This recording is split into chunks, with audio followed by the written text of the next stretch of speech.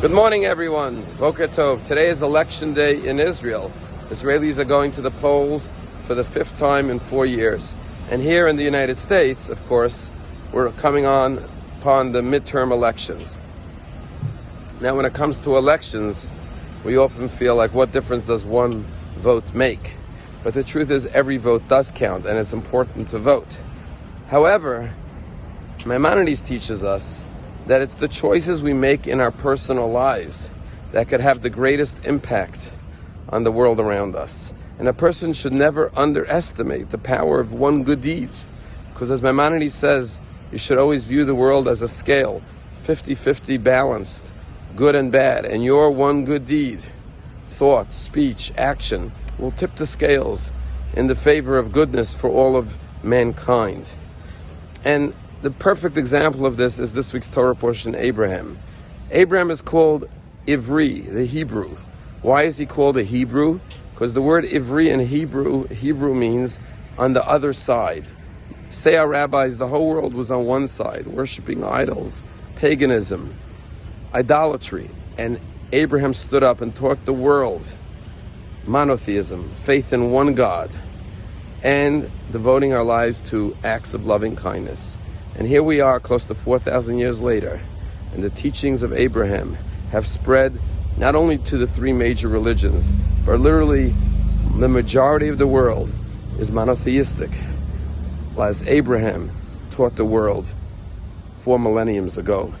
And so too every person should realize that your deed could change the world.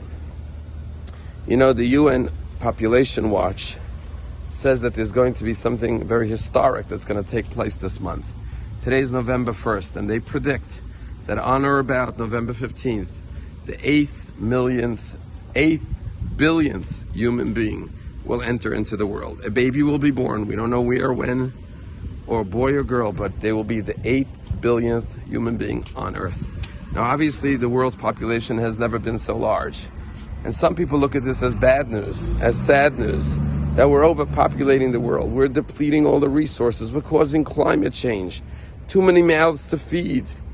And they decry this, and they say we have to stop having so many children, or not have children at all, because that's the gift we can give to the planet.